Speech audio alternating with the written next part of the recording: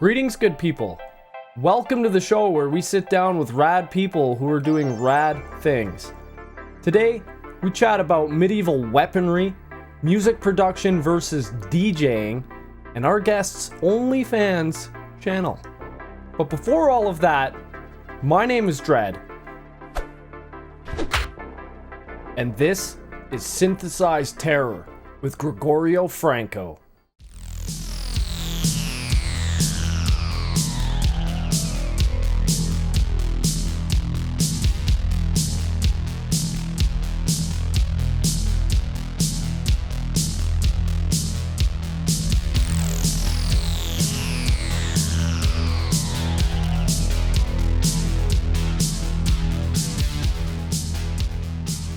Welcome to the show, everyone, and please join me in welcoming our guest today, Lord Gregorio Franco. Crowd goes wild. Ah! Fuck yeah! As they see Gregorio run in, weapon aloft, screaming in bloodlust. I don't know if I'm just going off of blanket appearance stereotypes, you would be like the barbarian, you know. That's true. If this was an RPG and I was choosing my character and I scrolled over and there was Gregorio Franco in a loincloth, it would be a barbarian. That's what the class would be. So I kind of thought that's totally fair. I get that. What would be your weapon of choice if you were a gladiator? Oh man, that's a good question. These are the real questions. Am I a strength build or am I a dex build? Or am I a mage? I think you look like a strength build. Like, let's be real here. You look like you're pretty beefy. I try them all, to be honest though. But, you know, I like range. Yeah. So I'd probably either do like a halberd. Okay. Or either that or like a giant great bow or something. Oh shit, a bow. That's not like what a I big expected. one. I was thinking that you would have a scythe. See, that'd be cool too. Yeah. But it's also probably a little bit harder to control, considering the angle of the weapon itself and how the blade is shaped. Yeah. So I'm thinking a halberd would be a lot better, easier to control, especially at range, depending on how long the pole arm is. Right. So yeah, scythe, you have to have someone on the inside of the blade. Like, it's not sharpened on both sides. Yes, that's true. I guess it depends on the kind of scythe that you're using too. Are there medieval scythes that were used in actual warfare? I don't know, but I honestly don't think so. Well, actually, no, I take that back, because there are the curved swords, not a scimitar, but it's a curved sword that's almost like a hook. Right. At the end of it. And those were also used for harvesting grain. But I don't know if you would consider that a scythe. Right. I think there's the curved swords, too, that are similar to the ones you're talking about, unless it is a scimitar and I'm just mistaken, were used for dismounting cavalry, too, right? That's what I'm thinking of. Yeah, right. It looks like a question mark. Yeah, totally. Yeah. Yeah, it's that one. Yeah, that's probably sharpened on both sides. I would say so, yes. That's a fucking mean weapon, dude. Yeah. I would not. It's just nasty. That's nasty. But I mean, I would still rather be cavalry. Cavalry is OP. If like just facing down a horde of charging horses has to be one of the most terrifying premises when you think about medieval warfare. That's true. Unless you're at a time in history where you were trained to deal with cavalry with either like spear warfare or with like rudimentary trenches. The trenches is what I was thinking when you have the pits dug that have fucking spikes in them, which is, you know, and even what you're saying, trained with spears, they would stick their spears into the ground and the horses would essentially just impale themselves on them. Basically, yeah. Dude, depends on how well you're prepared. That's a different time. Yeah, if you're expecting to face a cavalry horde or charge, I mean, or if you're just going to be like Game of Thrones and send your only advantage, the Dothraki, against the whites in the middle of the night and just have your cavalry charge in the middle of the night. That's true. Unless they have those, well, they have to have those blades that made with a certain Like, what is it, Dragon Glass or something? Yeah, Dragon Glass. That's right. I don't know. I've forgotten almost everything about Game of Thrones. It's probably for the better. I mean, the show anyway. I've tried I to. don't know. I fucking defended. I was a staunch defender of Game of Thrones, even into season 8. Yeah. Even after that episode. But you know, the ending killed me. I still enjoyed it. You know, it's just a show, man. I didn't look at it. I am beneficial in that I didn't look at it from. I had already read the books kind of standpoint because I didn't. Yep. I read like the first part of the first one, and I didn't have like any preconceived notion about what should happen or what is going to happen or what I want to happen. I was like, I don't know, cool TV show, popcorn, you know, whatever. That is the best way to consume TV shows, man. I agree. Like when you have these preconceived ideas from books, they make you enjoy the shows less. So now what I do, if I've read the book, I just go in being thankful that there's another form of media of this thing that I love so much. And just That's how I feel. You know, you just kind of take it for whatever. Each individual creator, whether it's someone who's making a TV show or a tribute of something, is going to have their own flavor, their own stamp, if you will, that they want to put on the source material. So you kind of got to understand that people are going to want to make things their own. Anyway, I got way off topic there. What I was trying to just say is, hey man, welcome to the show, and thanks for joining me today. I appreciate you taking the time. Of course, it's good to be here. Thank you for having me. Of course, it's my pleasure. I always listen to the full discography of every guest I have on, and I have to say, yours is massive. Yeah, sorry about that. Holy shit, dude. When I looked at it, I got a little bit of anxiety when I was scrolling. I bought it on Bandcamp, and then I was scrolling through it, and I was like, holy fuck, this guy writes a lot of music. Yeah, there's a lot. I'd say it's probably safe to say that writing music is probably a good outlet for you. It's a very good one. Yeah. Yes. You definitely don't box yourself into a specific sound with what you have on your Bandcamp. Like a lot of people, myself included, initially might know you for your heavier stuff, your more metal infused synthesized terror, as you call it on Bandcamp, which I fucking love. That's such a good, it's like the perfect name for what you do, synthesized terror.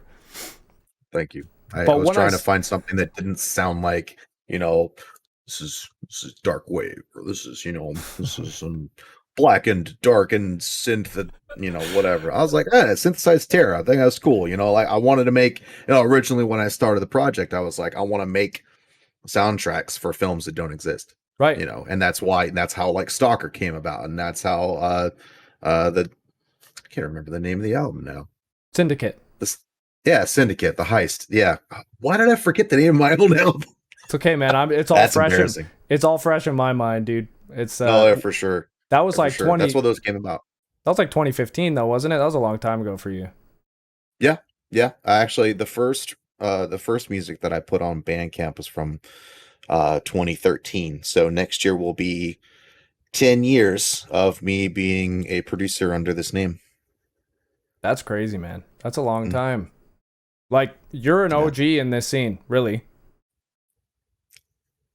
If you say so. I say so. I'm okay. Not an OG in this scene, but no, you've been around for a long time in this scene. Like, if you look at the past 5 years, that's really when synthwave has really started to explode. I'm not saying that you're synthwave. Don't get mad at me.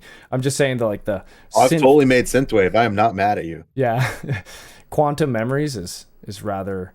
That's like more of a sci-fi kind of like cinematic feel in that one, I thought, but.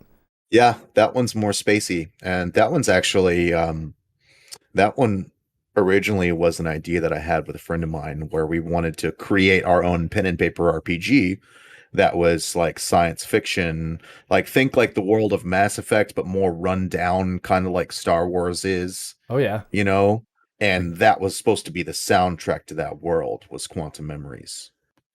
That sounds pretty rad. We started doing that. So yeah, it was a really cool idea. It never came to fruition, but we have the music. So that's a lot of work, dude. A pen and paper RPG, like top top to bottom, I'm sure there are so many fucking things in there that you would have to come up with.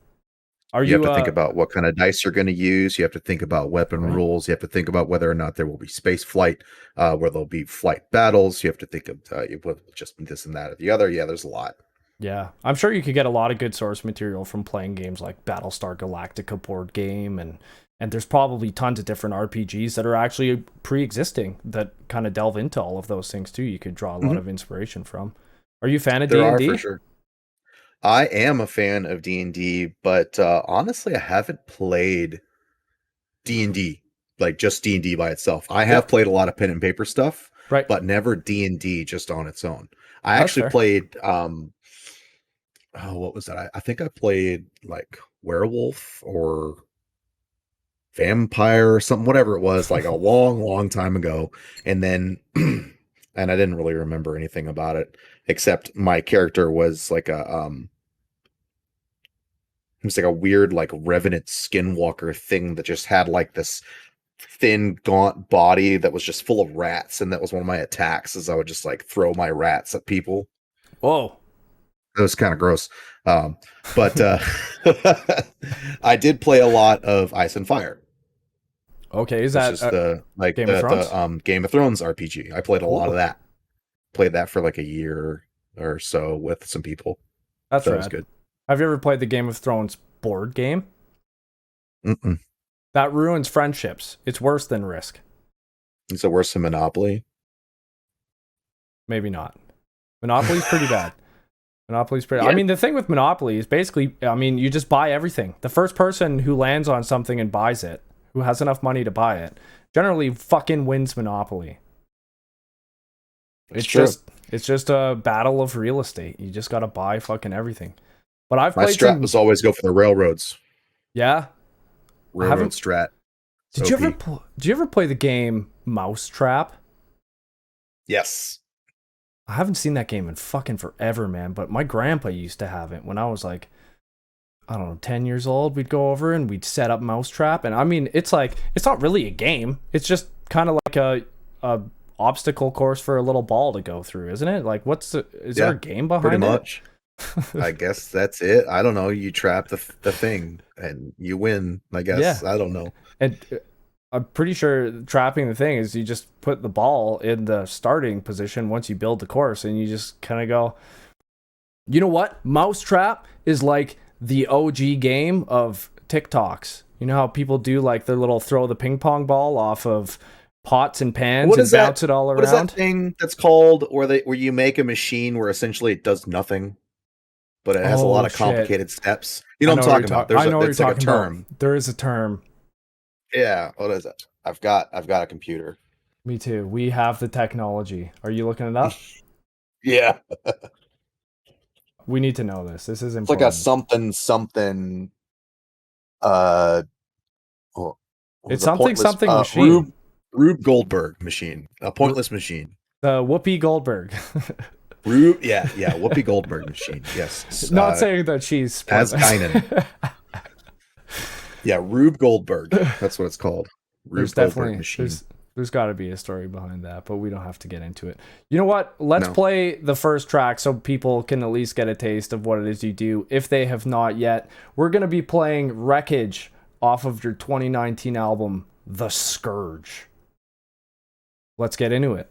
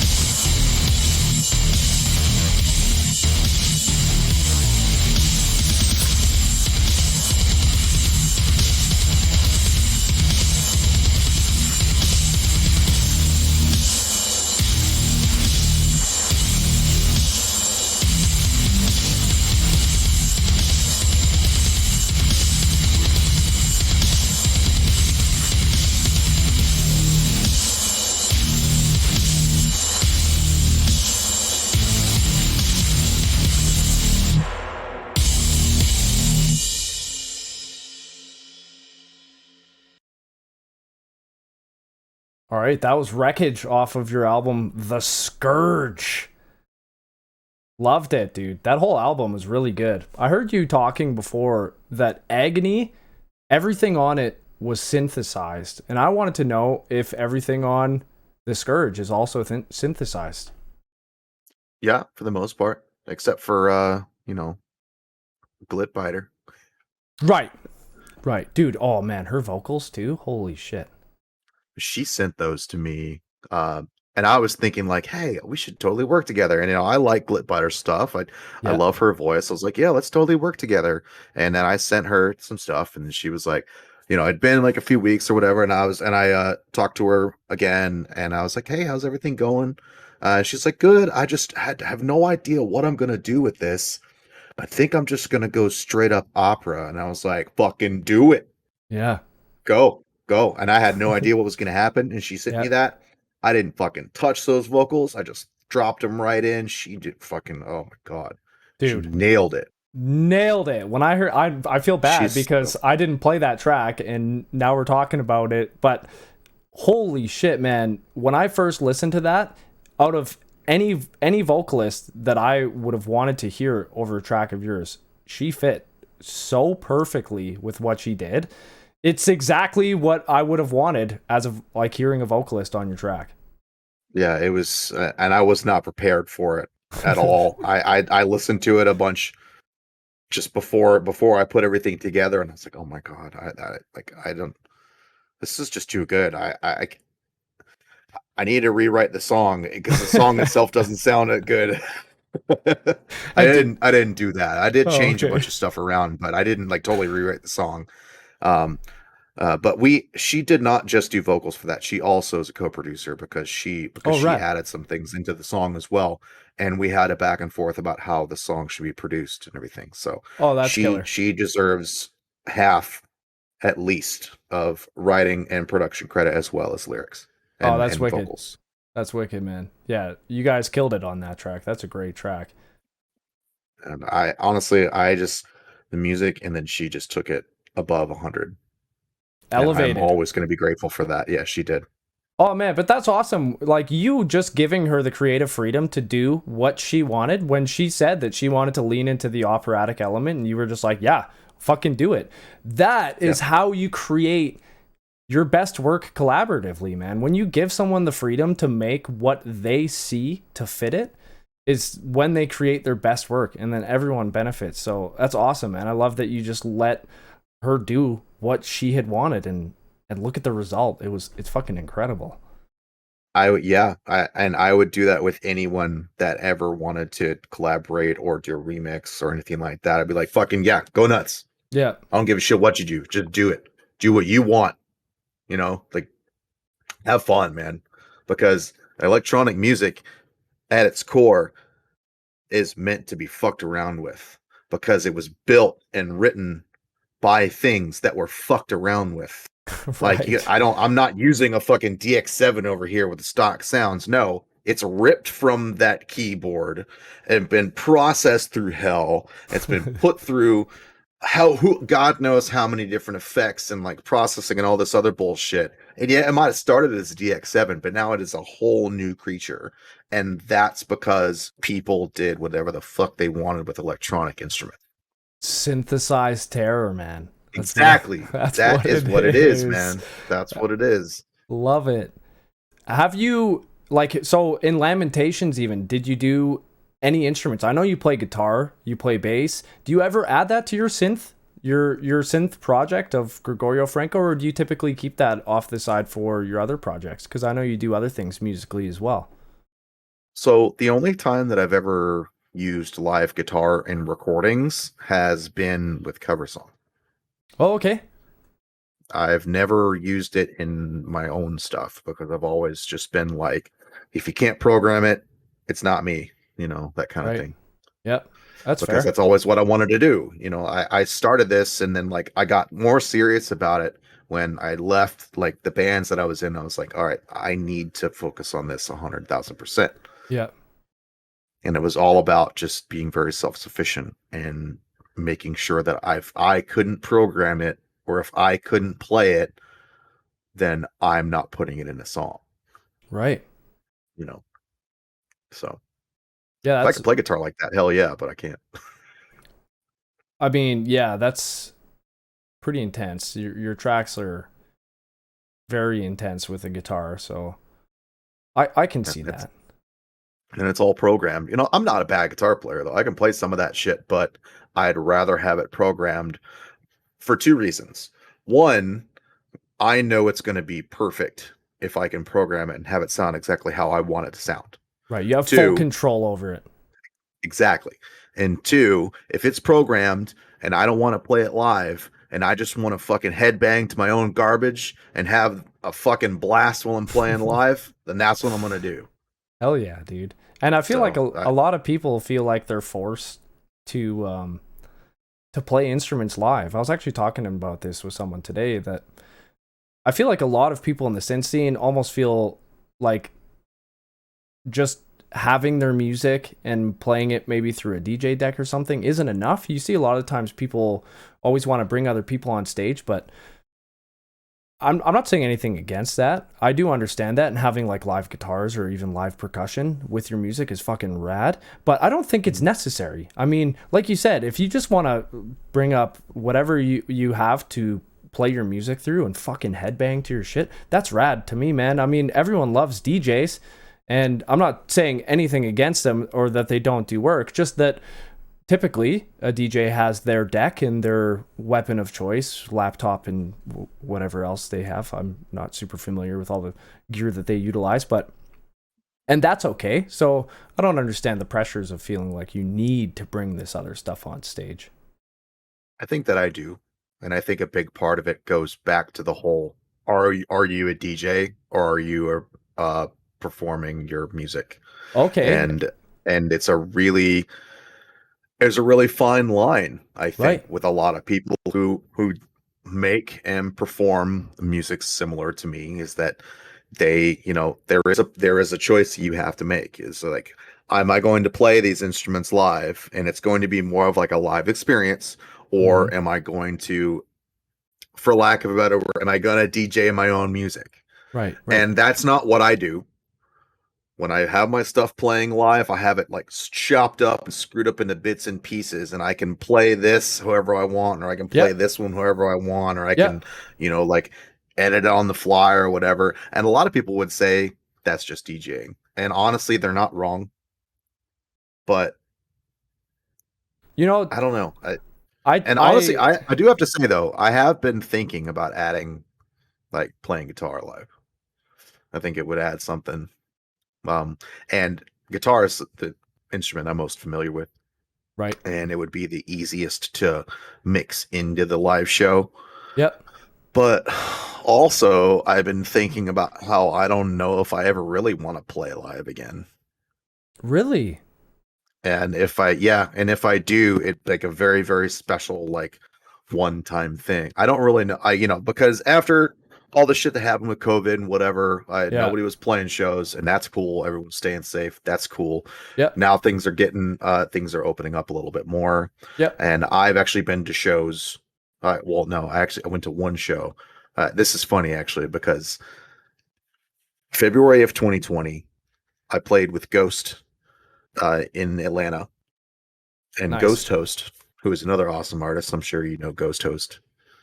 And then right after that, Ghost was supposed to go on tour in Europe, and then a lot of shit got canceled and fell apart, and they almost got stuck there, and they had to come back for COVID or whatever.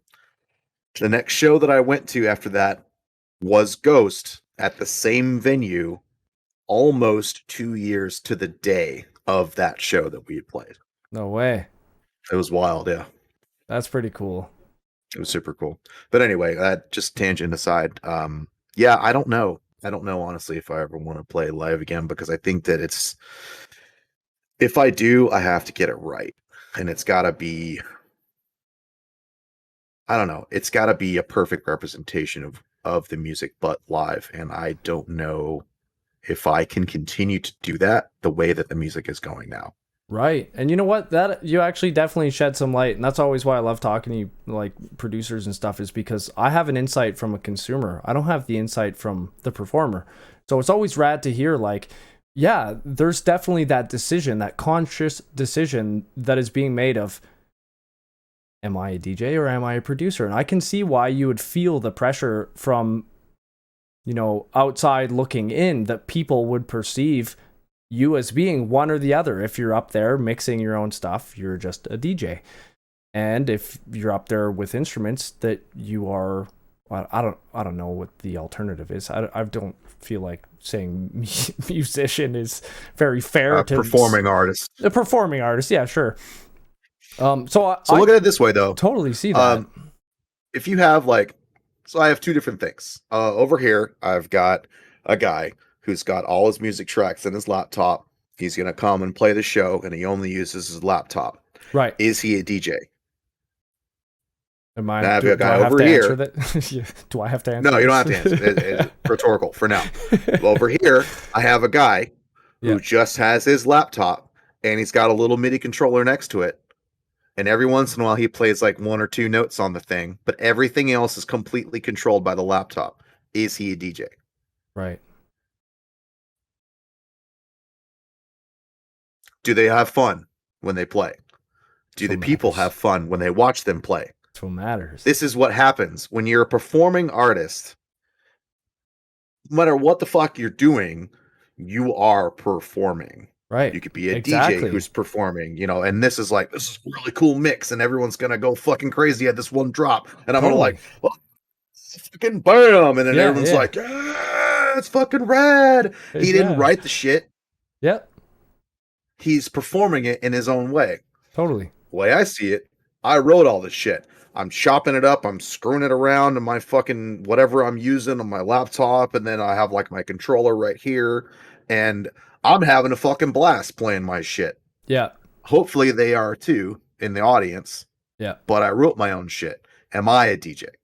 I think there's a difference. 100% there's a difference. And I'm telling you this as a person who is an aspiring DJ. I don't call myself a DJ because I don't think I'm even fucking worthy of that title. I know how to mix two tracks together. That's basically it. You're a DJ. But you might not be a really good one. Fair. But you are one. Right. Fair. You know. That's fair. Anyone who knows how to mix that shit together and have it not sound like you're just pressing play on your fucking iPod. True. You know, that is very true. That is very true. Some DJs do that. They do. Yep. But I think there's a very, very large difference between a DJ and someone who is creating music. Because a DJ, they're mixing and they have to have inherent knowledge about BPMs and how to mix tracks and breakdowns and verses and chorus and all that shit. They have to have that knowledge, but they aren't creating music, which personally I think there's a difference. There might not be in terms of crowd engagement, but I think as a performer, there's definitely a difference between someone who is mixing other people's music and someone who is creating it and then mixing it themselves. You still created that, which takes a lot of skill. So I don't think even if your entire live show is you with a DJ deck mixing your own album, I still don't think you're just a DJ. I don't think that's fair to title yourself as just a DJ because, and I don't want to offend DJs because I do think DJs do some fucking awesome work, but they definitely do. And might I also add that one of the best people to ask this question and to include in this conversation, would be Faith in the Glitch. Oh yeah, Faith in the Glitch. An amazing DJ. For sure. Over here. Yeah. And an awesome musician and producer. Totally. Yeah, he's produced multiple tracks and that's a good point, man. He's a great person to bring on this. I don't have I don't have like a lifeline option where we can call in someone off the show. Like, Faith, what do you think of this? I like to phone a friend. I'd like to call a friend for this question here, but no. I think he would be one of the best people to have that kind of conversation with because he sees both sides. Yeah. You know. Yeah, you're not wrong. But I do think there's a difference. I mean, I also do understand because I have some other friends that are producers that are like, I won't ever do a live show because I can't represent my music the way I'd like to, because I'd need a entire orchestra, is what some of them have said. They're like, I use so many different layers, so many different sounds, strings, and this and that I would need an orchestra for me to feel like I'm properly representing my music. I mean, which would be fucking insane to see an orchestra doing music as well as like dark synth. That would be really fucking cool. I would love to see that.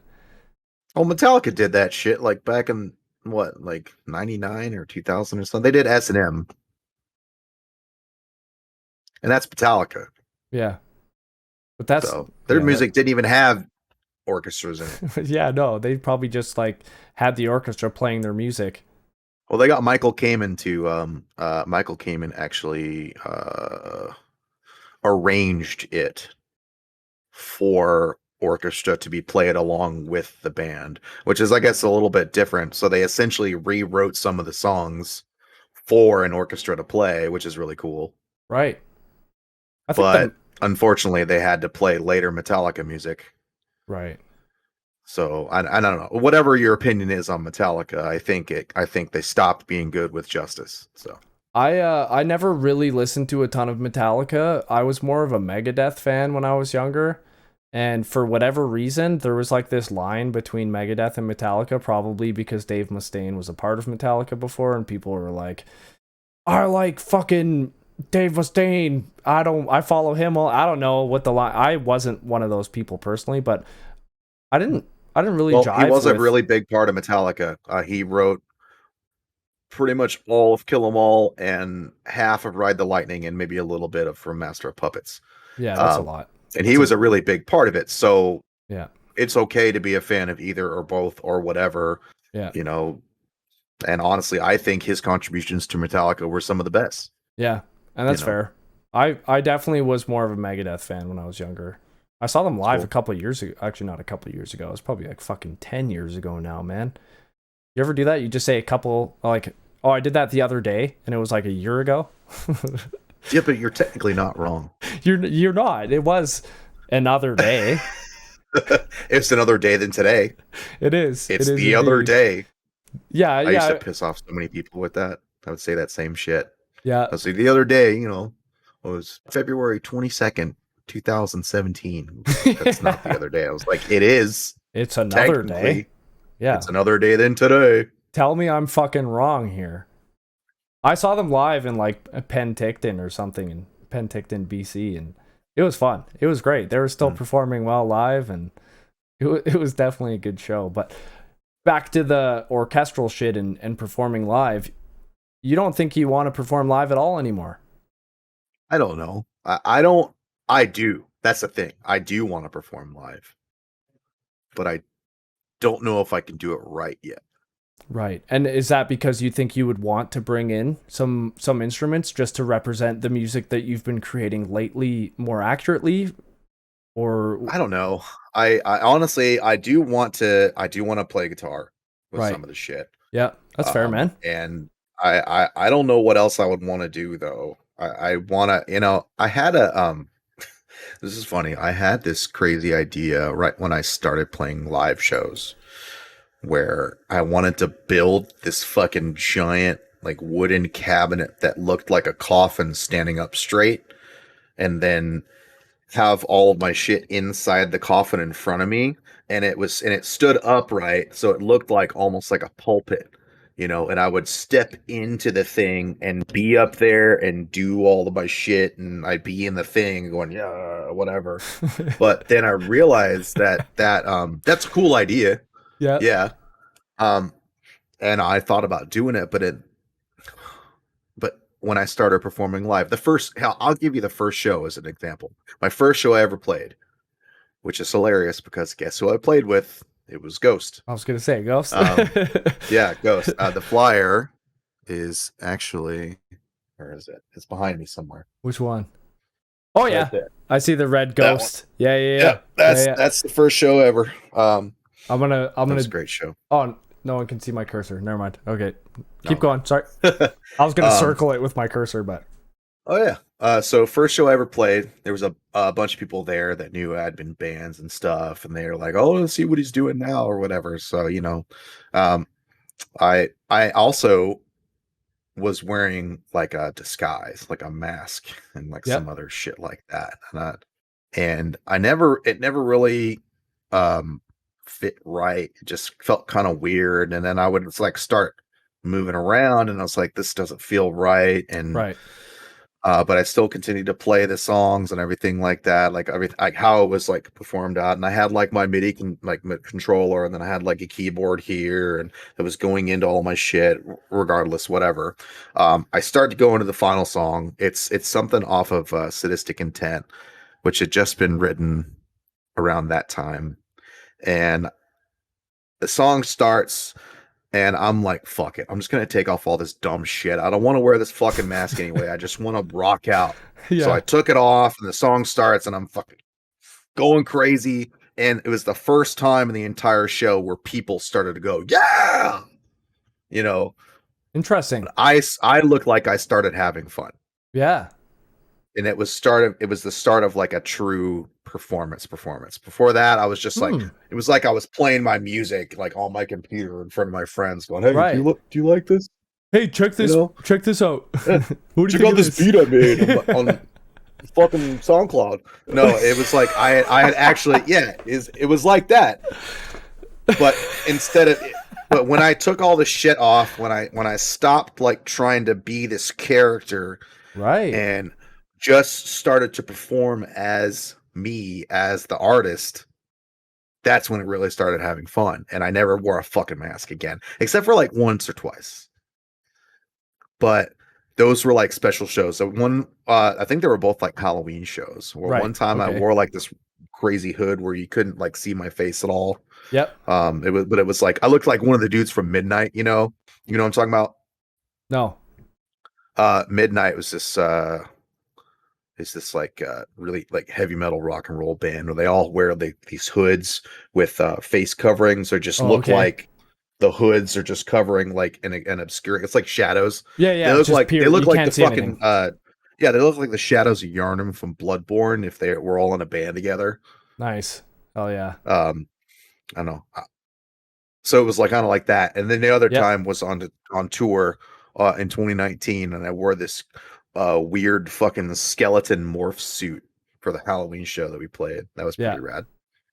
That's fun though. But you know what? That's actually a cool insight to see that people really started identifying and rocking out when they could see your face, when they could rock out with you and see like you enjoying it. They're like, hey man, this guy's fucking killing it. Fuck yeah! They that was it. That was it. That's that's cool. I thought that for the longest time I was like, I need to have this character. Right. Or I need to have this thing. Like I need to be like this weird, unknown thing or whatever. And for a lot of artists and for a lot of people, that shit's awesome. And it goes like a super long way.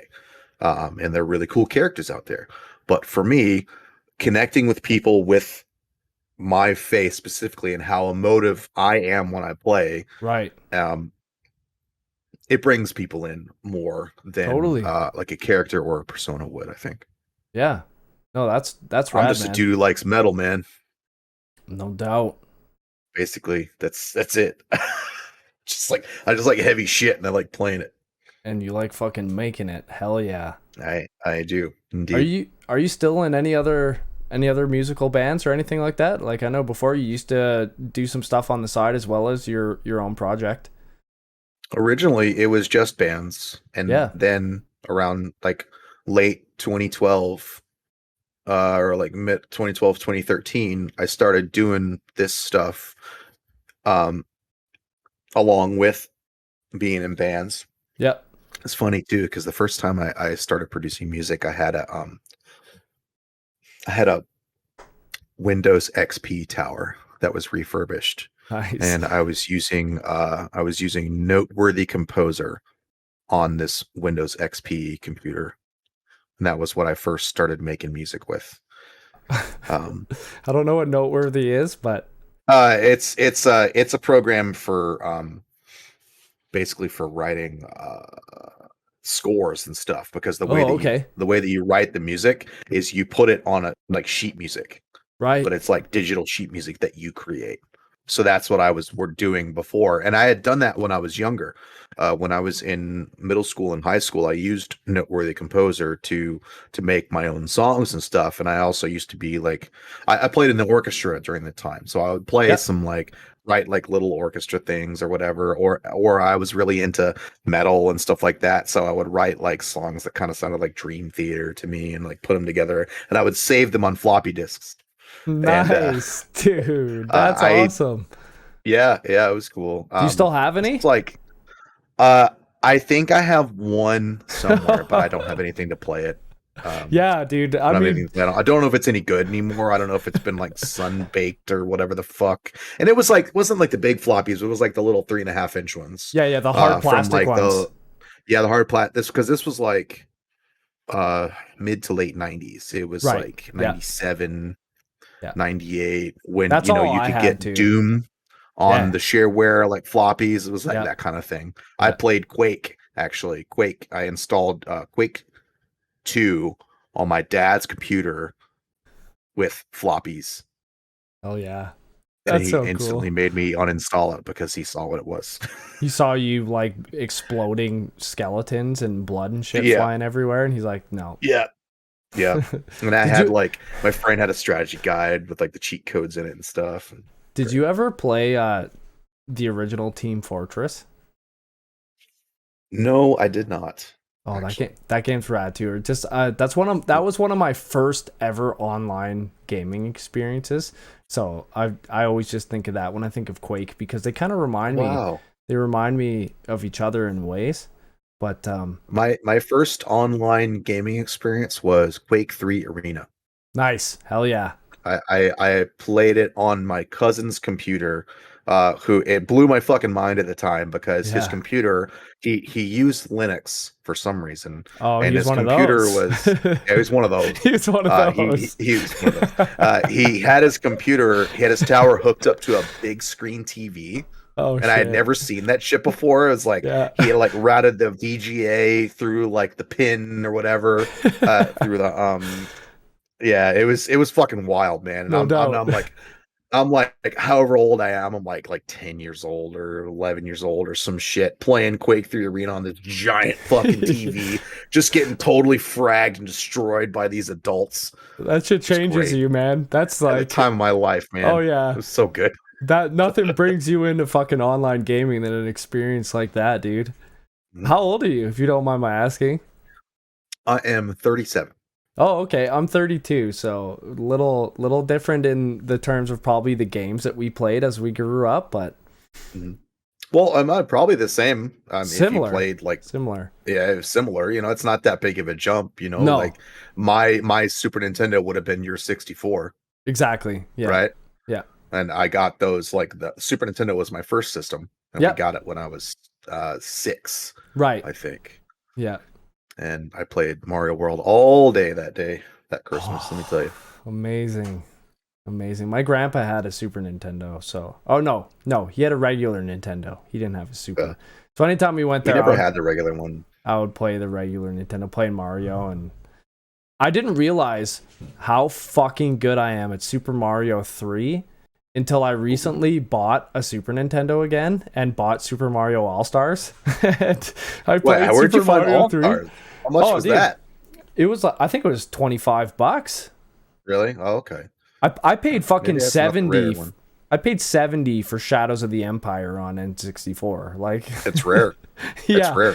it's a good Also, game. surprisingly a fucking rare game. title, Mega Man X2 Oh yeah, for Super Nintendo is a very rare. Well, not super rare, but definitely expensive if you try to find it on eBay or right. something. Yeah, there's a few Um, that I've seen that are super expensive for the Super, for sure. I can't think of any offhand, but I was looking at buying. I don't know. I want to get the Donkey Kong Country games, because I think I don't know if it was 2 or 3, the one with Baby Kong, I think that was his name. and Dixie, Baby and Dixie. I think that was their names. That was my favorite fucking Donkey Kong game. But hey, speaking of Donkey Kong, you recently released a fucking hardcore aquatic ambience track, dude.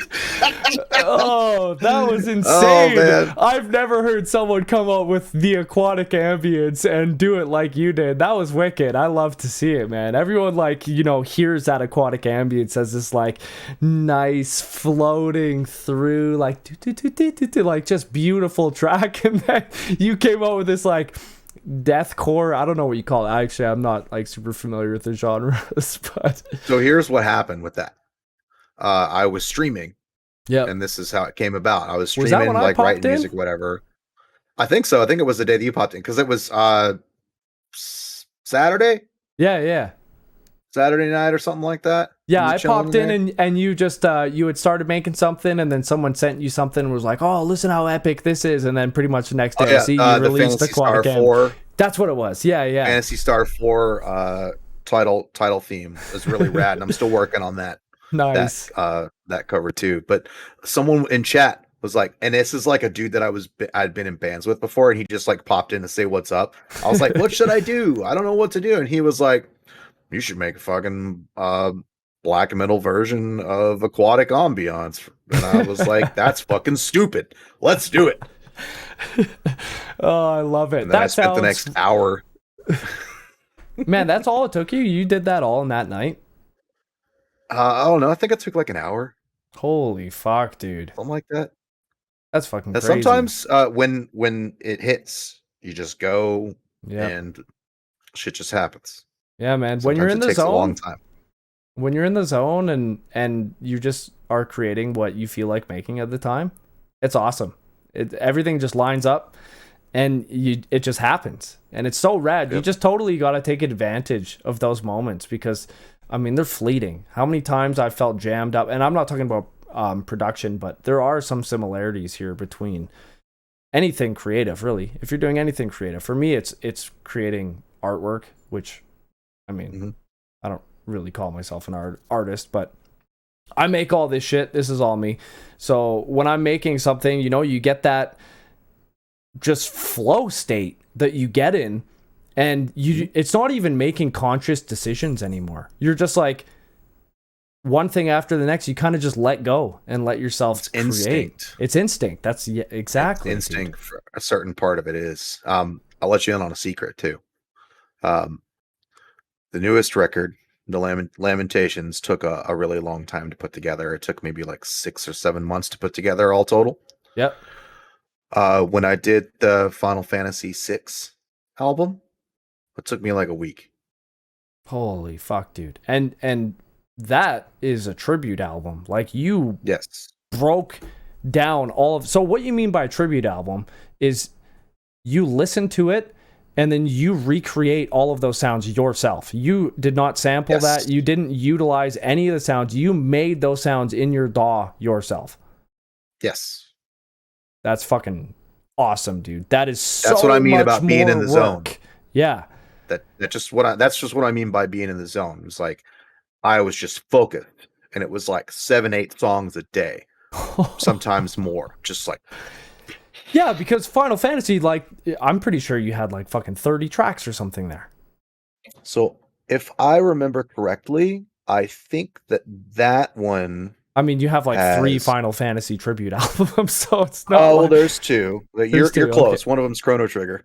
Yeah, and then you got Mega Man, fucking Goldeneye. So Final Fantasy VI, this album, and I didn't do all the songs, by the way. Yeah. Didn't you just release another one, though? You just did another... Yeah, I did 2 of the songs again, because I didn't think they were good enough. So this one has, Final Fantasy VI has 57 tracks. Yeah, that's more than 30. That's almost double. That's a lot. A lot of them are pretty hefty. You know, the 7 one's a little bit shorter track wise, and X is a little bit shorter too. I've actually been working on, off and on, I've been working on another tribute album for Mega Man X2. And I don't know if that'll ever be done, but I don't know. That's fucking rad, man. Yeah. What Yeah, is and then recently, you're right. I did put out something else. I'm sorry, I didn't mean to cut you off. No. Don't be sorry. But I did do like this medley of some of my favorite tracks from Final Fantasy IV. Final Fantasy IV. I saw you posted on your YouTube recently, so that's why I knew you. Yeah, I put it on YouTube, and then I put it on Bandcamp too.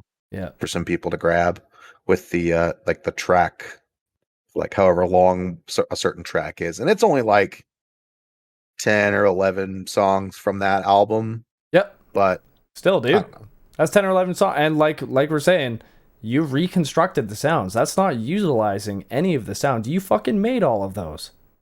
No, yeah. The only thing out of like all the Final Fantasy stuff and shit like that, the only thing that I used that wasn't mine was the original choir parts from One Winged Angel.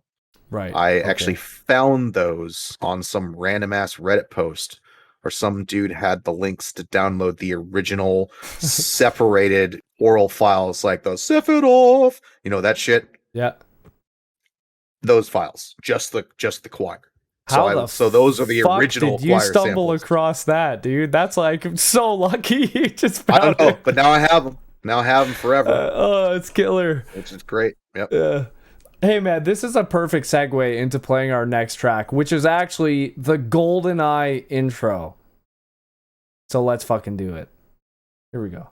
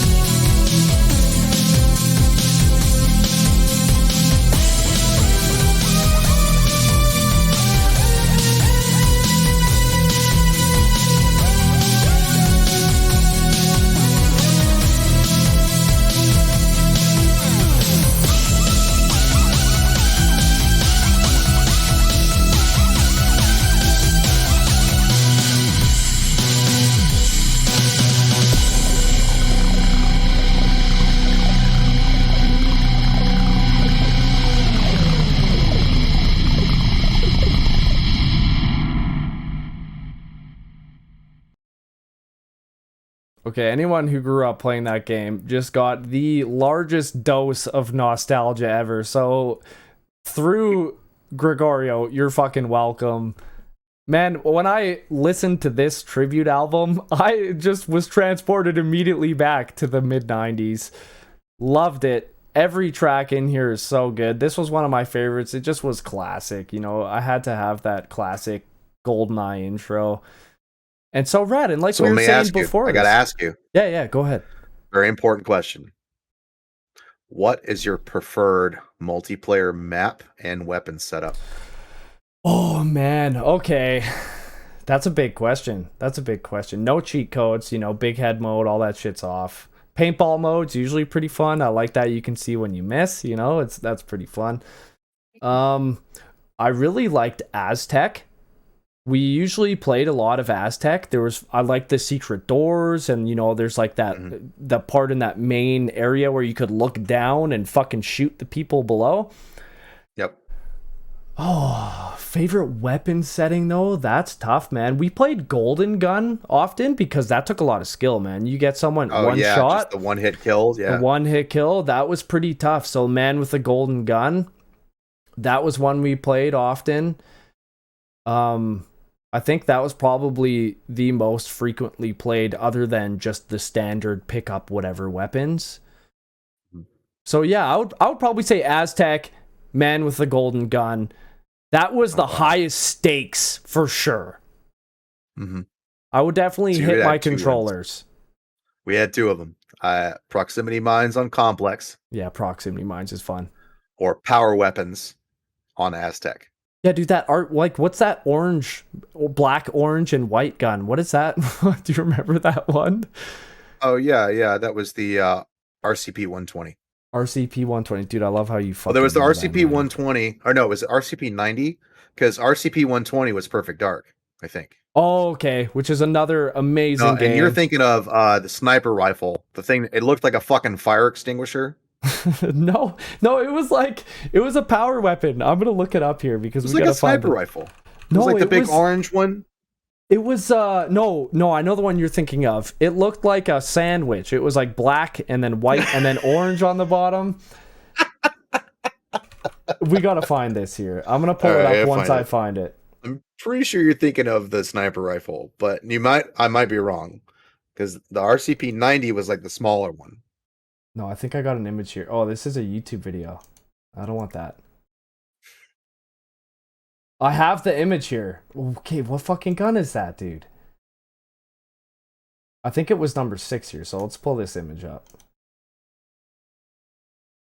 Let's see if this displays here. There we go. Oh, what number 6? Number 6 there. Oh, okay. Yeah, that's the RCP 90. Is it? Okay, it almost looks like a P90. That's what the actual gun looks like if you're talking about like fucking COD days. Yeah, so that was one. That was their version of like the it's got the orange on the bottom. Yeah, the stock is like I think it's supposed to be wood, but it just looks orange. Oh, like the same with the sniper rifle. Yeah, it looks like a giant fucking like orange fire extinguisher with like a really long hose on the front. That fucking giant suppressor, dude. I forgot about this ridiculous looking futuristic bazooka too. This is hilarious. Yep. And then there's the grenade launcher. I think that was a good one. Are you talking about number 9? Grenade launcher is great. Oh, I can't see it. Yeah. I don't know. I also like the the shotgun too. Is always really nice. Oh, dude, hilarious. So I was about to say AKs. The doubles too. Could you imagine just like the trying to shoot 2 AKs simultaneously? No. You would. Yeah, that would be very dangerous. I don't recommend anyone try and shoot 2 AKs simultaneously. I don't. No thanks. What was the other one called? The Clob? Wasn't that what one was called? Yeah, double clobs, dude. It was like a it's the one that had the rail on it. You know what I'm talking about? Yeah, the Clob was killer. That was one of the first weapons you got when you played the Dam. When you killed one of the first enemies, you would pick up a Clob. That was one of the first weapons that you picked up. You got the Clob, and then if you get the like the ranked officer in the beige, then it drops DD4. The DD4, that's like the Desert Eagle type gun, right? Yeah, the DD4 Dostabay, or however you say it. Yeah. Oh man, I loved all the names of PP7 and all that shit. Actually, an amazing movie. I recently rewatched Goldeneye, and I was actually taken aback at the stunts in Goldeneye. There are some very incredible stunts. The opening scene with him diving off of the dam is pretty fucking cool, man. That's a really cool scene. That is a really cool scene. It's wild, especially for when that movie came out. I have it on tape. I actually watched it on VHS recently, and it was killer. I have a pretty rad tape collection. Well, I used to have a giant tape collection. Most of them have been sold or given away to make room for other stuff like music stuff and that kind of thing. But I used to have like 700 or 800 tapes. Oh shit, that's way more than me. That's a huge collection, dude. I still have some. I still have a couple. I have like a small collection of really important things that I've kept. Which ones? What's your most prized collection that you kept that you could never get rid of? I have. It's not the most important one by any means, but it's one of the coolest. Yep. I have like a bootleg Metallica tape from '86. Oh, that's cool. It's like a full live show from I think they were playing in Ontario. Yep. Nice. And I have it was Newstead's first tour. That's pretty cool. So I have that. I also have a lot of other stuff that's been taped, like live shows, like local bands from Atlanta played live like back in the '90s, and I have some tapes from that stuff that were like kind of hand-me-downs. That's cool, dude. I've got this cool crust punk metal documentary that was made by the dude from Los Crudos, called Más allá de los gritos, which means beyond the screams in Spanish. It was about like the Chicano punk community in the '90s, and I have that on tape. Were you big into punk rock? Yeah, definitely, but on the hardcore side of things. Oh, okay. When I was younger, like in my teenage years, I was a huge punk rocker, but mainly like British punk. I love the Ramones, Clash, Sex Pistols, the Addicts. I'm sure there's so many more I'm forgetting, but I had foot-long Liberty spikes, and I used to go to this movie rental store in Calgary when my mom lived there, and it was called Casablanca, and they had this unreal selection of essentially documentaries on bands, and there were so many punk rock videos I'd never seen. I grew up in a really small town, so I'd never seen a video store that had anything but like the new releases, the big hits. And I just was thrown into this world of being able to see all these bands and live performances, and it was so fucking cool, man. It made such a huge impact on me in my younger years. But sorry, I didn't mean to interrupt you. You said punk rock. No, you're good. Immediately was like throwing back. You're good. That's really what I like to talk about. I like to talk about music, so you're good. But I got into I fell into punk on the more hardcore side of things. I listened to a lot of hardcore bands that were contemporaries of punk bands, but they were just a little more, I don't know. I really and still do like Cro-Mags and Judge and Youth of Today and Negative Approach and bands like that. Okay, that's some. I'm not actually familiar with a lot of those names, so that's definitely the punk rock that I didn't actually delve into. That's pretty cool. It's also punk. I considered, to me at least, considered to be punk, but it was more like hardcore punk, like bands who were influenced by bands like Ramones and the Clash, but took it a step further with like heavier tones. Maybe they listened to metal too, or like Cro-Mags is a really good example of like a hardcore punk band that definitely listened to metal too. Right. That shit is hard as fuck. Yeah. Those dudes loved Motorhead. Nice. Do you still listen to any punk rock? All the time. But bands like that, like I was just listening to Cro-Mags the other day.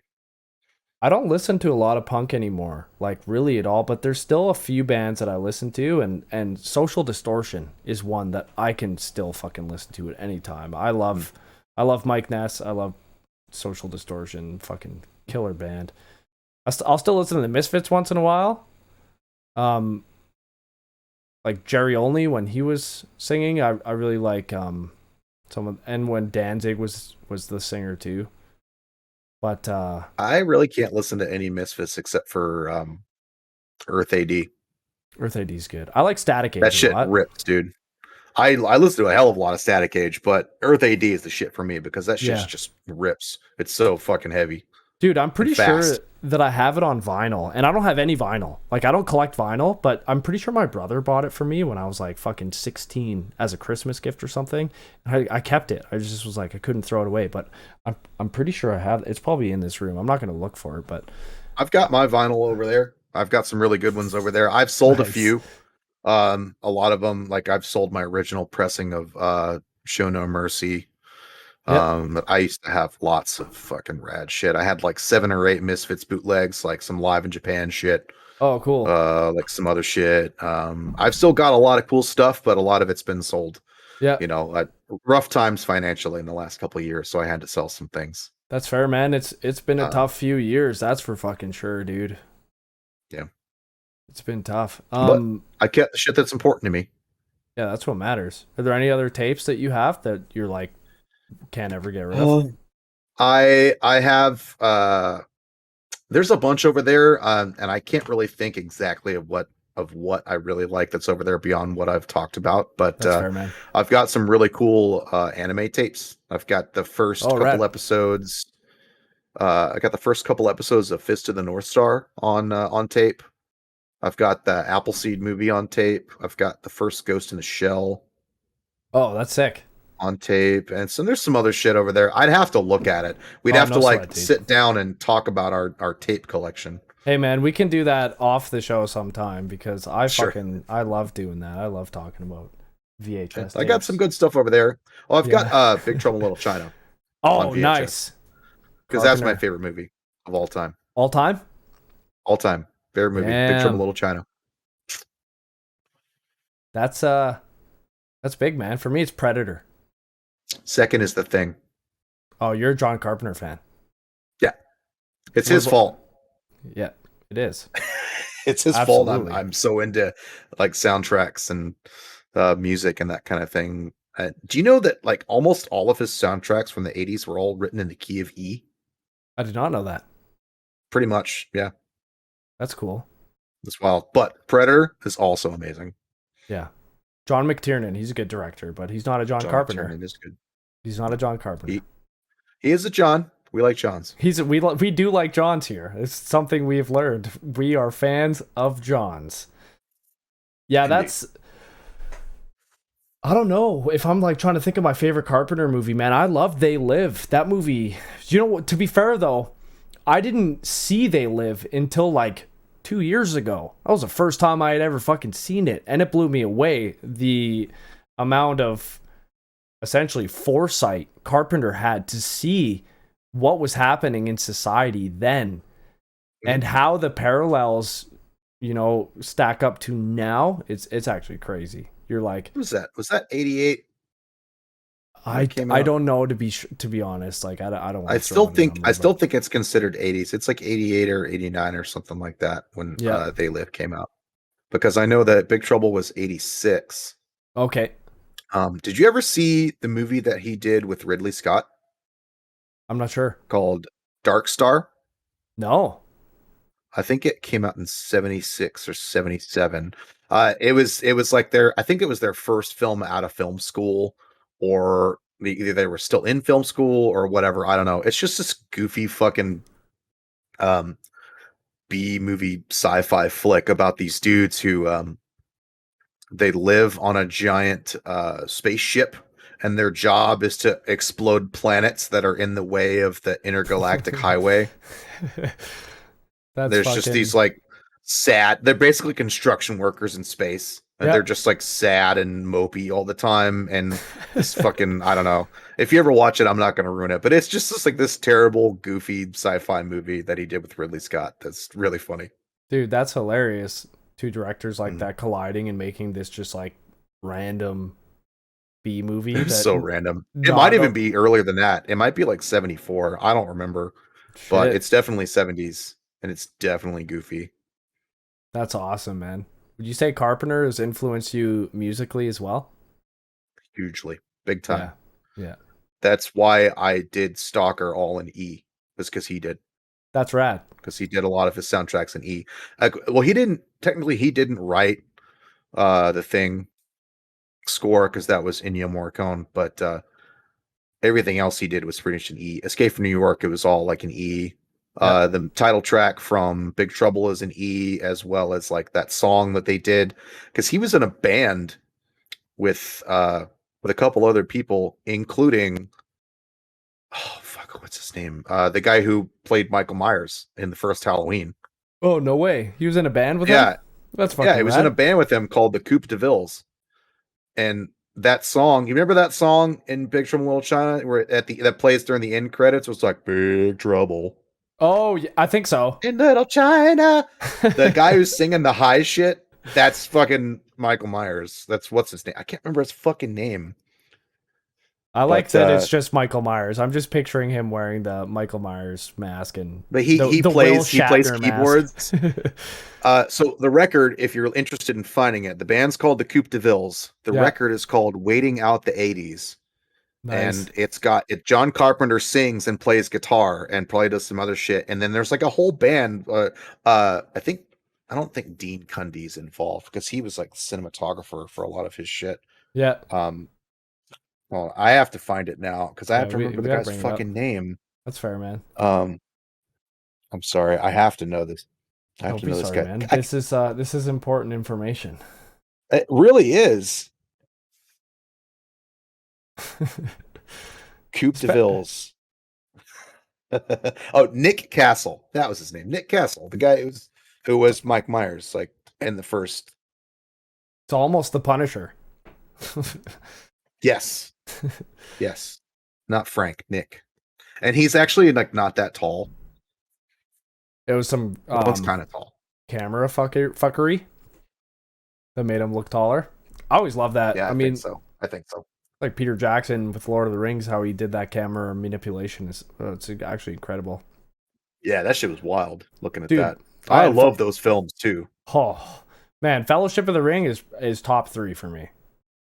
See, I'm a bigger fan of Two Towers. Yeah, that's fair. Yeah, because I like the second films and trilogies because it's always the darkest. Right, that's fair. I mean, like, Empire Strikes Back. That's why Empire's the best Star Wars movie.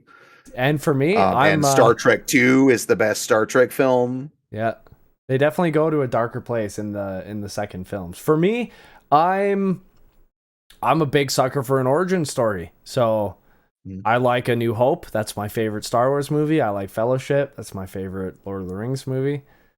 So I just like the origin story. I like seeing, where they came from, how they got to this point, and getting into things from that direction. I totally get that too. Then those movies are fucking awesome. I just, I have my favorites. Yeah, of course. Everyone's got their favorites, and everyone will probably argue about, their favorites. It's like the pineapple on pizza thing, which we are not going to talk about. Just so you know. I'm just thinking have you ever heard that Arnold Schwarzenegger fake answering machine, the Arnold's Pizza Shop? Yeah, it was like a soundboard or something, right? Yeah. It was like this just, I think, man, it might have even been on fucking YouTube, like when YouTube first started, was Arnold's Pizza Shop, and he talks about pineapple on pizza. Well, they've had there was a time where the internet was basically just actor and actress soundboards. Yeah, I remember that. That was like early 2000s. YouTube was just YouTube was just videos of people using prank calls. Yeah, that's it. Yeah. That was all the internet was. That was a good time, man. 2002. That was quality content, dude. Quality. Absolutely. Yeah. I can't remember. I can't even say how many times I fucking watched Arnold's Pizza Shop. Like, I think I've seen that one before. I've watched a lot of them, and it's been a long time since then. So, the Arnold's Pizza Shop actually isn't a soundboard. It's a dude impersonating Arnold, and just like, is it really? Oh okay. Yeah, it's really good. He does a really good Arnold impersonation, and he just talks. Neither do I. You know what? This is a perfect time. We're talking about Arnold. I asked you if you would do it. Let's hear your best Arnold Schwarzenegger impersonation. Well, first you have to ask me what's best in life. Yes, I mean, I did leave a review on your latest album. Did you see that? That was one of my favorites. Conan, what is best in life? Crush your enemies, see them driven before you, and hear the lamentation of the women.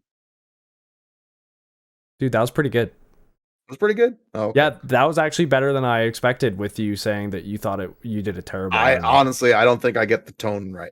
The tone is so fucking hard, man. Arnold's voice.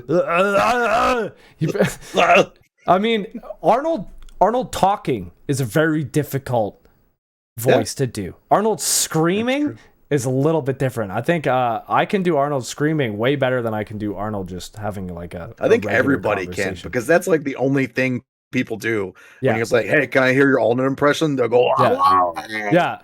They're like, "Hey, can you do an Arnold impression?" They're like, "It's not a tumor." It's like, every time. Yeah, every time. And they don't talk. They don't ever like quote anything else from that movie, like Dominic. Like they don't. One of my favorite Arnold Schwarzenegger lines is when in Total Recall, when he fucking severs Richter's arms and he falls to his death and he goes, "See you at the party, Richter." Yeah. That's one of my favorite Arnold movies, actually. It's funny you say that because I have a CRT right now behind me that's just a blue screen. But the movie that I was going to put on during our conversation is no shit, Total Recall, man. I was like, you know what? This feels like the right movie to put on when I'm sitting down with the Gregorio Franks. Is Total Recall. Yeah, dude, because that's one of the best Arnold movies. It's one of Paul Verhoeven's best films, along with RoboCop. And we don't talk about Showgirls, even though we know he directed it. Sorry, Paul. But yeah, Verhoeven did some awesome shit. Yeah, biggest squibs in the film industry. What do you think of RoboCop 3? I know it wasn't him, but it was filmed in Atlanta. Was it? Yeah, some of it was. It's supposed to be Detroit, isn't it? Yeah. Well, Atlanta then looked like Detroit too. So they didn't even use Peter Weller in RoboCop 3. I thought they did. No, dude, it was a different dude. I can't remember who. You know what? I got it right here. Yeah, we got. Okay. I really thought it was Peter Weller. I don't know. I'm almost positive it was not Peter Weller. Because I put it on thinking that it's Robert John Burke. So, who I don't even know who that is. Like, I don't know what he's been in other than that. It's RoboCop 3, and it's trash. I put it on recently. I bought the trilogy on VHS. I bought RoboCop 1, 2, and 3, and I was just like amped getting through RoboCop 1 and 2 because 2 was great, man. They have that drug is like the main thing. What's that drug called? Nuke. Yes, that is. My buddy's got a fucking nuke tattoo right here. That's so awesome, stupid, dude. It's so stupid, but amazing. Yeah, and in that movie, the dude who's in the fucking crazy ass robot suit is also the fucking serial killer from Manhunter. Oh shit. Same guy, same actor. I forget his fucking name, but he's the guy in the original. Manhunter was the original film adaptation of Red Dragon. Oh, no doubt. Yes. So I did not know that. It was also done by, I want to say it was Brian De Palma that did this. Oh, that could be wrong. No, Michael Mann. It was Michael Mann, the same director of Heat, one of the best crime films of all time. Which is what Syndicate's based off of, is it not? Yes, it is. It is based off of that. And he did this in like 80 something. I don't know. I think it was like mid to late 80s with what's his name? The guy who played fucking what's his nuts from RoboCop 2. He was a serial killer. He was fucking the Tooth Fairy. Yep. And then the cop who tries to catch him is William Peterson from fucking CSI. Nice. Gil Grissom. And it is my favorite fucking film adaptation of any Hannibal Lecter story ever. And the guy who plays Hannibal Lecter is the fucking dying grandpa from Big Fish. Oh, no way. Albert Finney. Man, yeah. I need to. It's called Manhunter? I don't even think I've fucking seen this. Manhunter. It is awesome. Oh, that sounds wicked. I'm a big fan of like real fucking good. Silence of the Lambs. I really like that movie. And you know what? I've actually taken to scaring people now. I always love scaring people, like just standing somewhere and screaming really loud when people aren't expecting it. I think it's hilarious. But I've changed my tactic. After I watch Silence of the Lambs again, I just stand where people don't expect me to be, and then I just go, "Hello, Clarice." And man, me and my girlfriend do that. It scares people even more. Like, there was a time at work I got to our like shop, which is where we start the day before anyone, and I just sat in the dark because it was winter. I'm up in Canada, 5 a.m., super fucking dark. And I just sat in the dark and I didn't turn the lights on, and I waited till my coworker came and turned the lights on. And when he turned around, I was just sitting in a chair. And man, just watching his eyes go, the biggest I've ever seen someone's eyeballs go, was the best gratification I could have asked for in scaring someone. But the hello Clarice, we would be that's good my go-to. coworkers.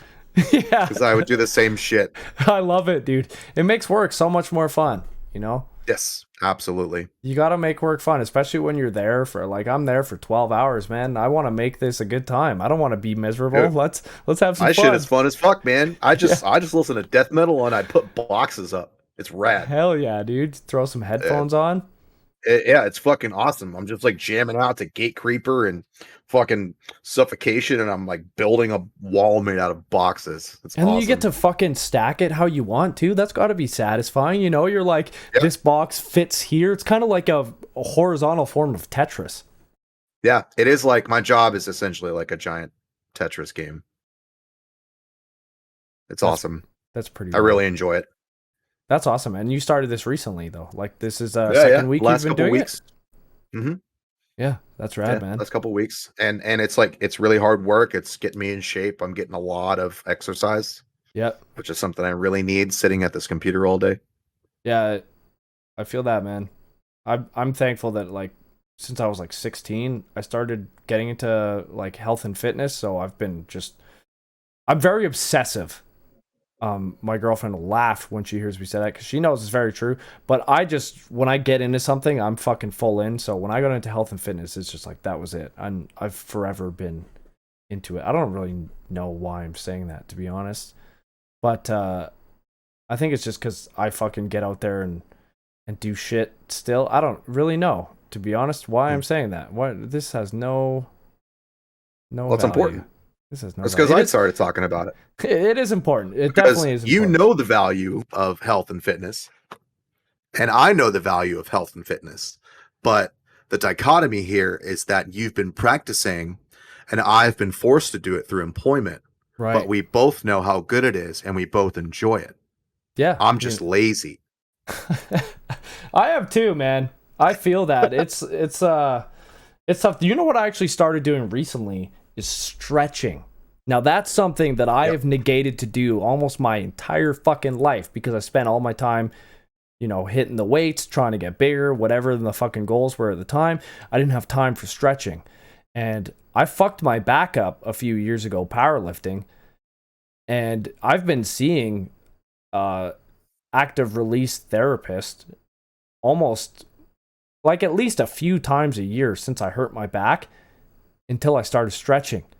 Man, I understand why people say to stretch. This shit is fucking game changing. Stretching rules, dude. Stretching rules. It's the only reason I'm not too sore to get out of bed. Dude, and not only that, but like I this sounds like a plug. I subscribe to ROMWAD is what it's called. It's a subscription service for stretching, and they incorporate breathing techniques. I cannot believe the positives that the breathing techniques have had on me and my mental health.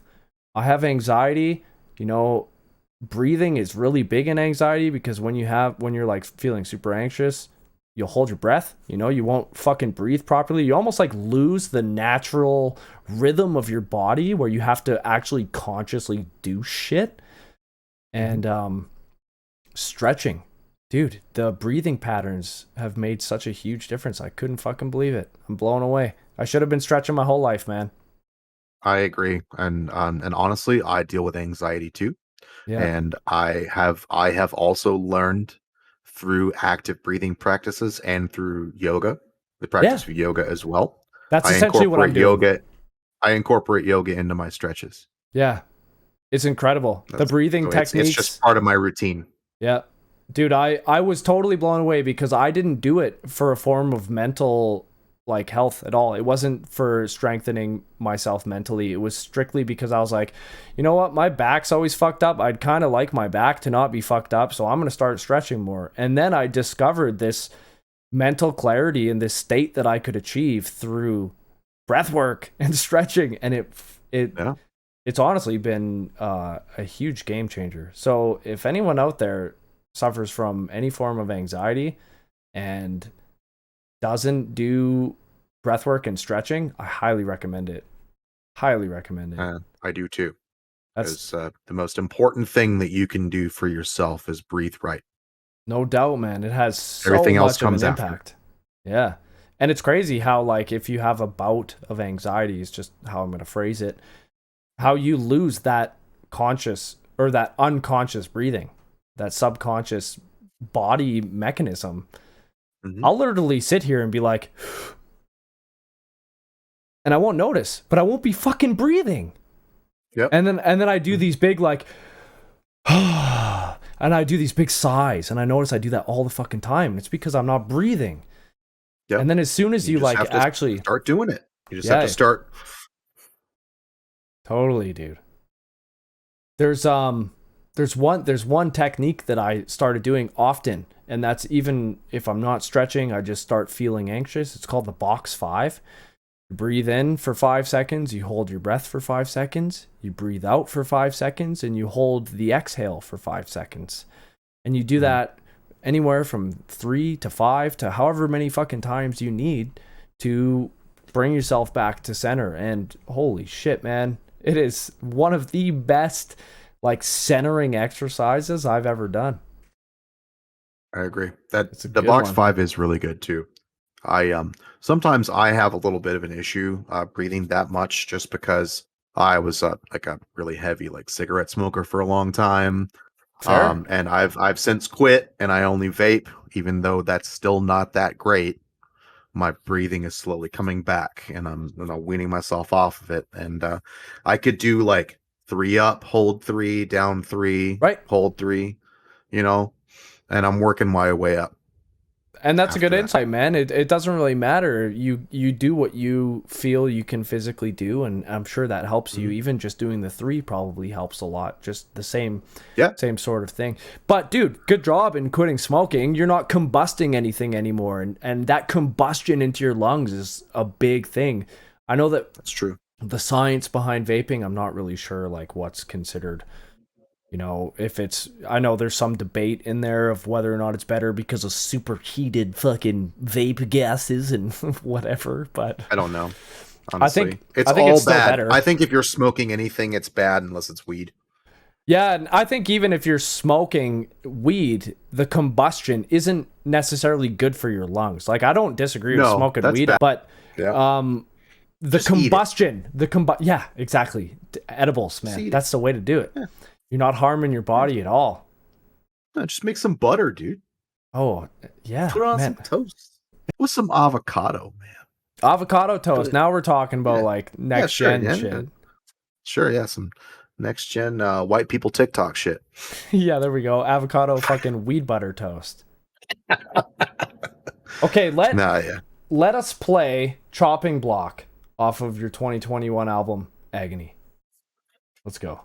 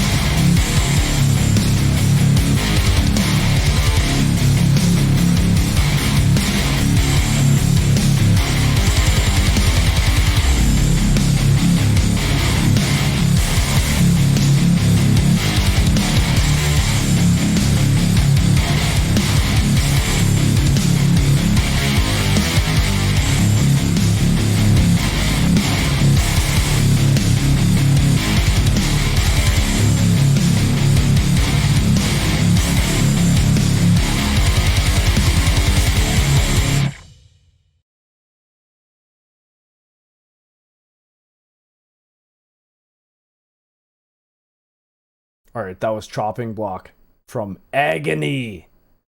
Dude, that whole album's fucking killer too. I really loved it. Listening to a lot of Power Trip. I don't even know. I'm not familiar with Power Trip.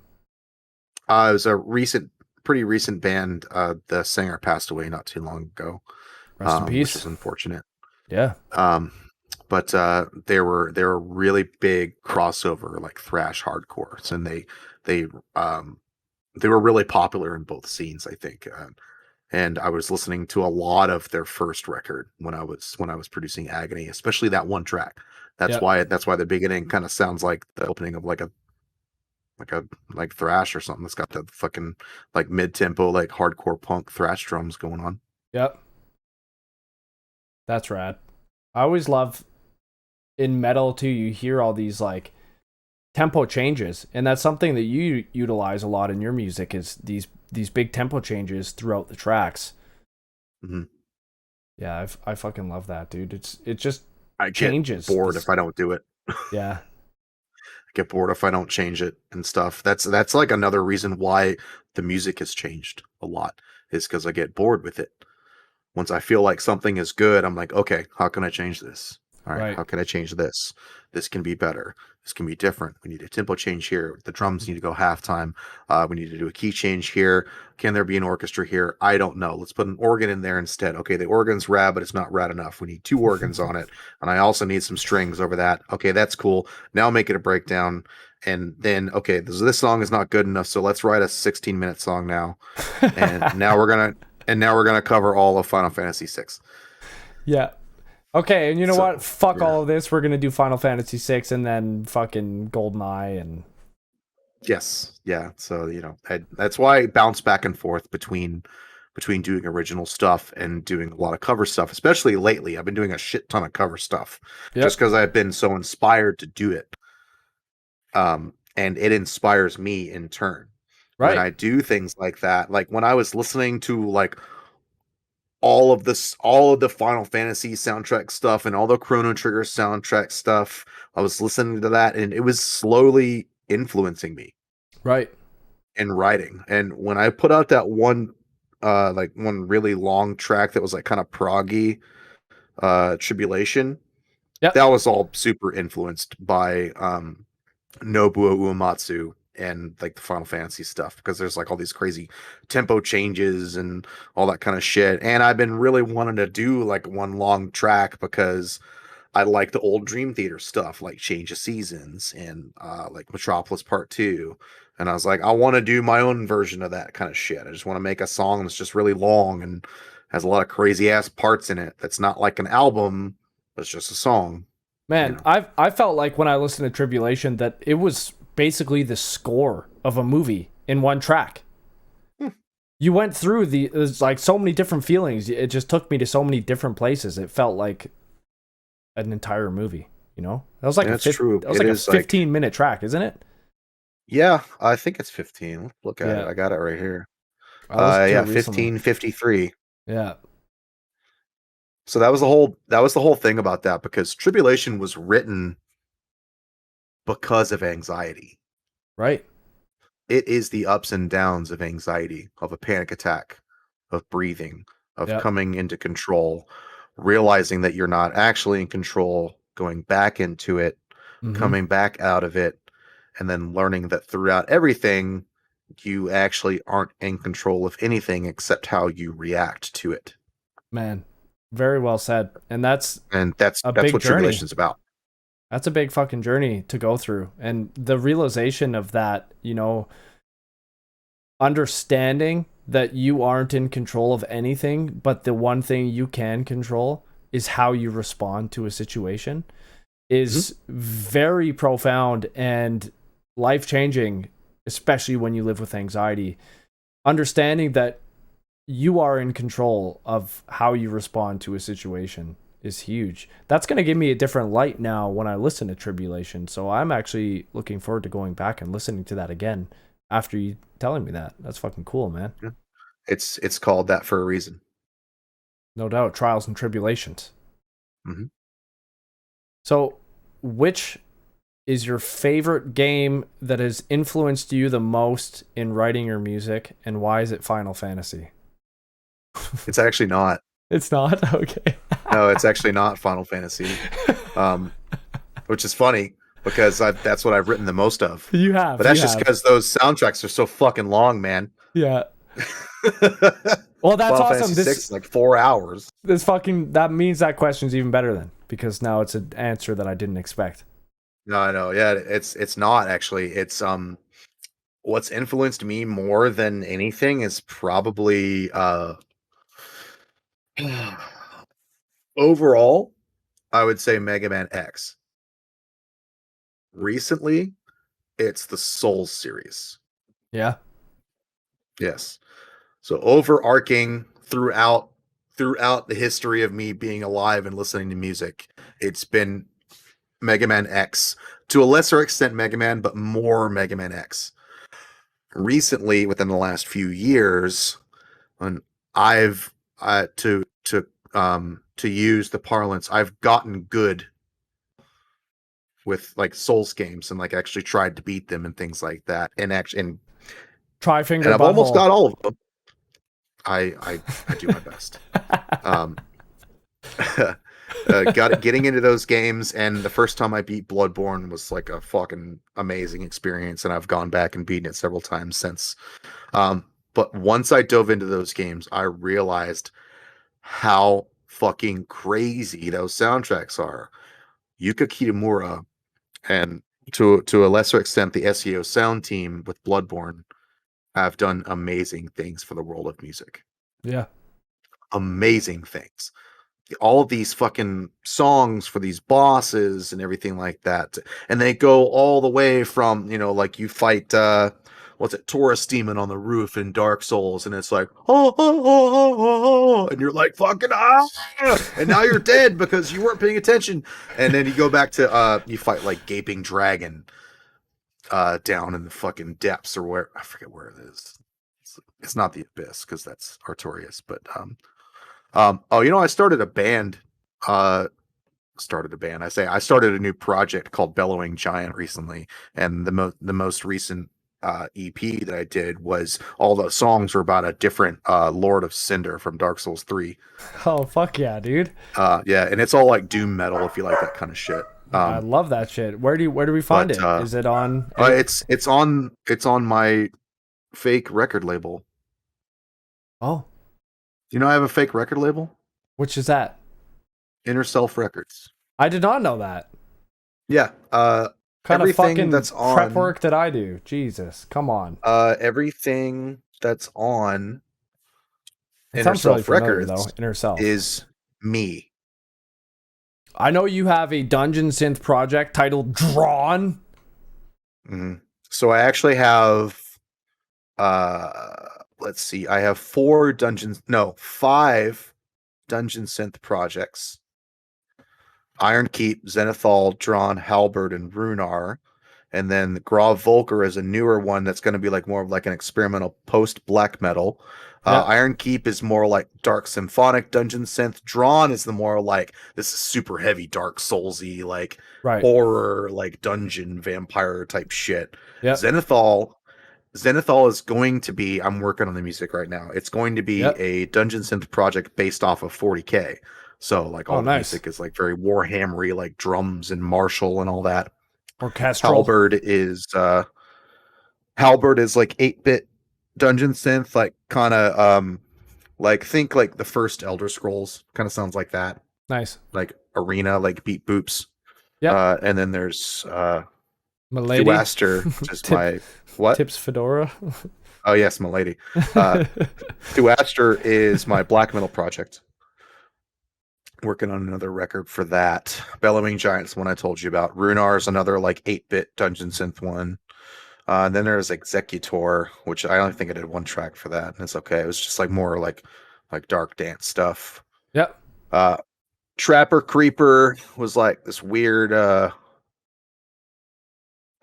trap and also vaporwave project, and then there was Minuet, which is like softer synth stuff, and then there was Kulm, which is just drone, and all the all the song names and the artist name and everything is Klingon. Nice. Are you a Trekkie? Yeah, totally. Oh yeah. Nice.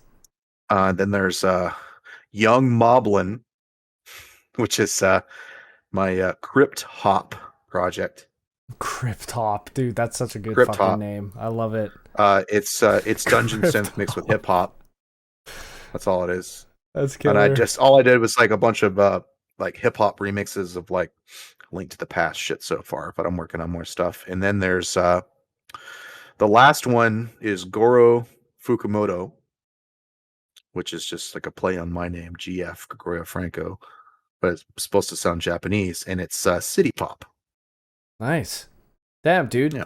That is a lot. So that like even makes more sense when I said when we first started that creating music is an outlet for you, and it sounds even more like that's accurate when you tell me all of the different sounds you're creating. That's super rad, man. You don't fucking box yourself in anything. You just make what you feel like making. No, and if it's too different from Franco stuff, then I just make a new project. You just make up a thing that you want to put it under. Yeah, whatever. You know? That's rad, dude. And then it still enables you to release it if you want to, and that's awesome, man. Mm-hmm. Dude, that's I just made like a pro account and just put artists on it, whatever. So that's a lot. I'm gonna have to look. So is Inner Self Records on Bandcamp? Yeah, can people look at it? Put it in the Discord for you. Fuck yeah. I'll definitely link that in the show notes, and then people can take a peek and see all these projects. Now I have even more homework to do. There's a lot of shit on there. Yeah. Well, some of them doesn't have music yet because I'm working on it, but you know. Yeah. Well, I'm happy that I didn't see that before we started talking, because that would have definitely increased my holy fuck, this is a lot of music that I have to pour through before I talk with him. It's not that much more. Honestly, it's not that much more. There's only like maybe 1 or 2 releases on each of the projects. Franco's got the most stuff. I think as far as Franco releases on the Bandcamp, I've done 48. Yeah, dude. I know that. Oh. Intimately, dude. I've been all up in your fucking Bandcamp in the last 3 weeks. Pretty much all I've been listening to is your music, which is great. I'm sorry. No, it's been awesome, man. It's been awesome. I've really loved seeing these different sounds, and you know what? You have a lot of different sounds even within your Franco work. So it's not like it's been holy fuck, I'm listening to the same shit over and over. No, not at all, man. It's been a ride, and it's been fucking awesome. Oh, I'm glad. I have an image here that I wanted to bring up. I am in your Discord, and I was curious if you had anything to say about this. It's my OnlyFans. It's your OnlyFans, okay. Yeah. Do you usually have anything to say about these at all? I just have some fans. Just fans? Okay. You know, yeah. There's a channel that's OnlyFans. So yeah. So people, if you don't know what we're talking about here, is OnlyFans in the Discord. You know, you go into this, you go into it, and you can see all of these sorts of wonderful things here. It's OnlyFans. It's my OnlyFans channel. It's Gregorio Franco's OnlyFans channel. So if you guys are into that, it's free. It's on his Discord channel, which I'll include. You can see all these different fans. I mean, you can post them, whatever you want. Man, I laughed so hard. The only rule is that it's OnlyFans. It's OnlyFans, you know? OnlyFans. And it could be any type of fan. It could be a ceiling fan. Yeah. It can be a handheld fan. It can be a box fan. A box fan. It could be a CPU, you know, a computer CPU fan. It could be a graphics processing unit fan. It could be a sports fan. Oh, it could be like a fan. What about me? I'm a fan. You could be in there. Just post myself as an only fan. I'm a fan. You're not only a fan though. That's the thing. Oh, okay. I broke the mold. Yeah. You did. Yeah. That doesn't work. That doesn't work. Okay, man. I'm going to let you get out of here. You got to work tomorrow. So where can people find you? So I am Other than the Inner Self Records, where you are all of those different titles. All those things. So I'm on Twitter at Gregorio X Franco. The X is silent. As it is. I'm on Twitch at Gregorio_Franco, where I sometimes stream every once in a while. I'm also on Instagram as Gregorio Franco Music, although I don't post much there anymore. Let's see, where else am I?